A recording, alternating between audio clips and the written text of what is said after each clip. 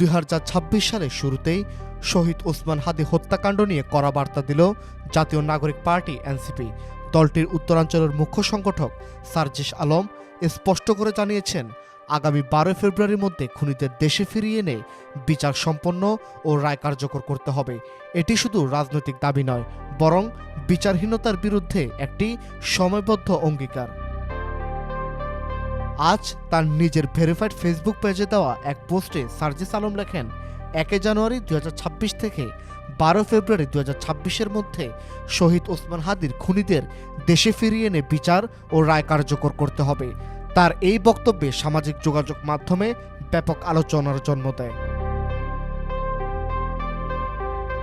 শহীদ ওসমান হাদীর উপর হামলার ঘটনা দেশের রাজনীতিতে গভীর শোক ও ক্ষোভ তৈরি করে।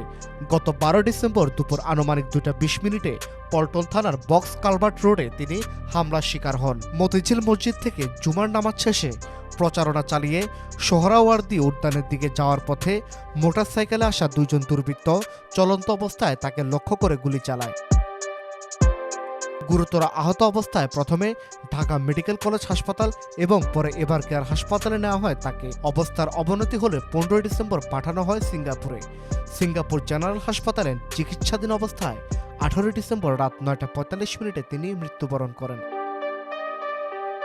হত্যাকাণ্ডের 18 দিন পর 28 ডিসেম্বর ডিএমপির সংবাদ সম্মেলনে জানানো হয়, ধারণা করা হচ্ছে আসামিরা অবৈধ পথে সীমান্ত অতিক্রম করে ভারতের মেঘালয় রাজ্যে পালিয়ে গেছে। এই ঘটনায় জড়িত থাকার কথা স্বীকার করে 6 জন আসামি স্বীকারোক্তিমূলক জবানবন্দি দিয়েছে এবং 4 জন সাক্ষী 164 ধারায় সাক্ষ্য প্রদান করেছে। এখন প্রশ্ন শুধু তদন্তের অগ্রগতি নয়, বরং ন্যায় বিচারের বাস্তবায়ন। সার্জিস আলমের ঘোষিত সময়সীমা প্রশাসনের জন্য এক কঠিন পরীক্ষা। রাষ্ট্র কি পারবে শহীদ ওসমান হাদীর হত্যার বিচার নিশ্চিত করতে, নাকি এই ঘটনা যোগ হবে বিচারহীনতার দীর্ঘ তালিকায়? News desk, Dhaka digit.